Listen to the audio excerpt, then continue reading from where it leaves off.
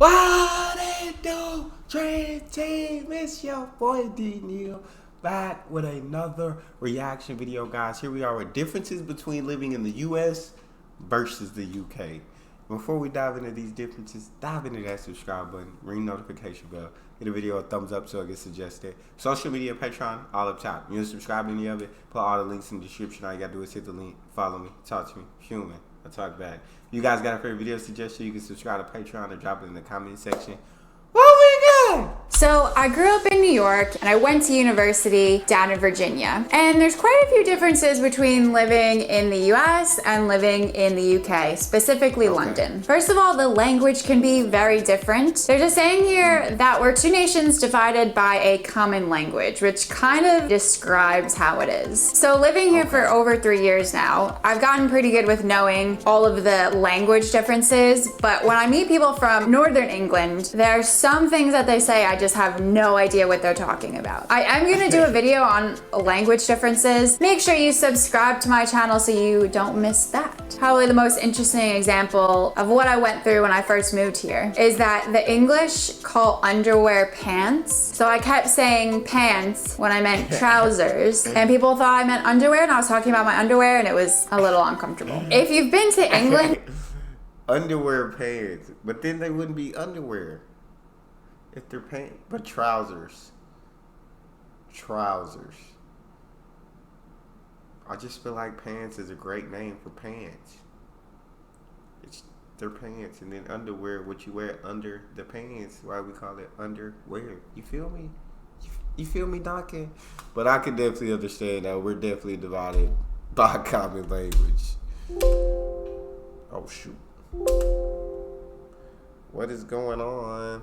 people thought I meant underwear, and I was talking about my underwear, and it was a little uncomfortable. If you've been to England before, you might have noticed that sometimes the English can be so polite that it's like to a fault. I'm from New York. While I wouldn't say I'm rude, I definitely think that quite a few New Yorkers are, or at least they're very straightforward. The English are often so polite that they don't ask for what they actually want. For example, when we go to a restaurant, instead of saying that something's gone wrong with their order or with the meal, they just won't say anything. And as a New Yorker who likes her good service, I'm not like that. That's another topic we can get into. Service. Quite often the service here is not anything what we're used to back in the US. And I'm not gonna lie, I do get a little worked up over it sometimes. I totally get that things are different here, and I try to be as patient as I possibly can, especially as I don't want to embarrass my husband. But things can take so long here sometimes. The wait staff aren't attentive, and when things do go wrong, like really long, really wrong, you have to actually ask for them to take something off the bill or give you something for it. One of the things that I love about living in in the US, hey, you mess. It's like, cause you're paying for the food, you're paying for this order, so it's not like somebody's giving you something and then you're complaining about it. It's like, no, like I'm paying for this, so you expect to get what you pay for. That's completely understandable. But I'm also one of those people who really don't say nothing unless it's like really wrong. I won't say nothing. Like if I said no mayonnaise like on a burger or something, you put mayonnaise on it, I'm just gonna eat the burger. Like I'm cool with that.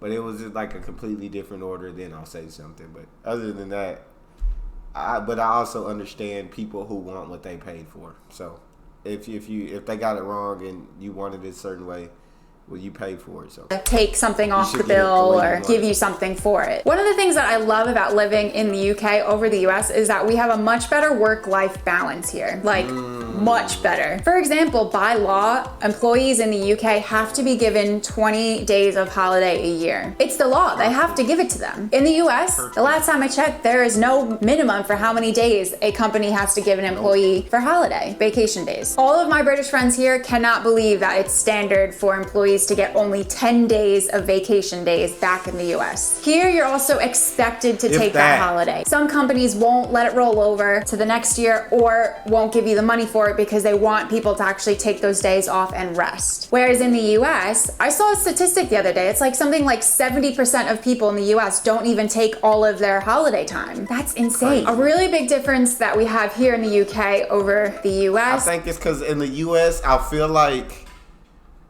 they want you to have to take it at a certain time. It's like when things are the busiest, when the company's like busy, they don't want you using that vacation time. And it's like when there's a downtime, but that might not be the time that you want to take a vacation. Might not be the best time to take a vacation. But then they're like, if you want to use your vacation time, you should probably use it now, which I don't like, right? Because sometimes, usually the best times to take a vacation are the times when the company's most busy. And so it does suck in that nature. So I understand what she's saying. UK definitely seems like better work-life balance. That's insane. A really big difference that we have here in the UK over the US is healthcare. So the UK runs on a public health system called the NHS. It's paid for by taxes, which just makes it incredibly complicated because it's even more of a facet of politics than it is in the US. There are pros and cons of each system. For me, I have to pay for it because I'm an immigrant. It's literally called the immigrant healthcare surcharge, which I have to pay when I get my new visas. But in the end, I do prefer it here because I never would be able to go freelance, especially if I was single, if we didn't have the NHS. Something that I love about the UK is that people generally are healthier here. From my experience, people walk way more here than they do in the US. They eat more fruits and vegetables, and they eat smaller portions. As someone who likes to eat healthy and also take care of myself, I really love that. And every time I go back to the States, I find it harder and harder to find healthier choices on menus at restaurants and in fast food places. I can't find anything that I actually wouldn't mind eating. And the portions, I can barely even eat half of them anymore. It's next. I've shrunk my stomach since I've been here. I feel that our portions are huge. And it is getting harder and harder to find healthier food. Unless you make it yourself, it's harder to find healthier food. And so I definitely understand what she's saying. And yeah, we definitely don't do that walking. We definitely, this is a country made for cars. It's rare to walk around that. I can barely even eat half of them anymore. It's next. I've shrunk my stomach since I've been here. Things tend to be smaller here. So cars, houses, people. It's more of a less is more attitude here than it is in the US, where I think America is all about bigger and better and more. As someone who prefers to live a more minimalistic lifestyle, the UK is a really good fit for me. We're also much better at recycling than the US is. Way better. My husband, every time we go to the US, cannot believe how badly everyone recycles there, which I think is not Americans' fault. I think it's something that needs to come from the government, which is why it's so big here, because you actually get in trouble if you don't recycle here. And in much of Europe, it's like that. So those are the main big differences between living in the UK and the US. So in the comments, I want you guys to ask me questions about other differences that I've found. Or if you've ever lived in the UK and the US, what are some differences that you noticed when you were living here? And I will see you in next week's video. Deuces. That was a good video. I enjoyed that. But yeah, I agree with her on every single point. I don't think she was wrong on any point. But that's all we got for this one. You guys got a favorite video suggestion, you can subscribe to Patreon or drop it in the comment section. Subscribe to the channel, ring notification bell, give the video a thumbs up so it gets suggested. Social media, Patreon, all up top. You want to subscribe to any of it? Put all the links in the description. All you got to do is hit the link, follow me, talk to me. Human. I talk back. You guys got a favorite? Oh, and I love talking to you guys. You guys are the most incredible team on YouTube. It's your boy Neal. Out.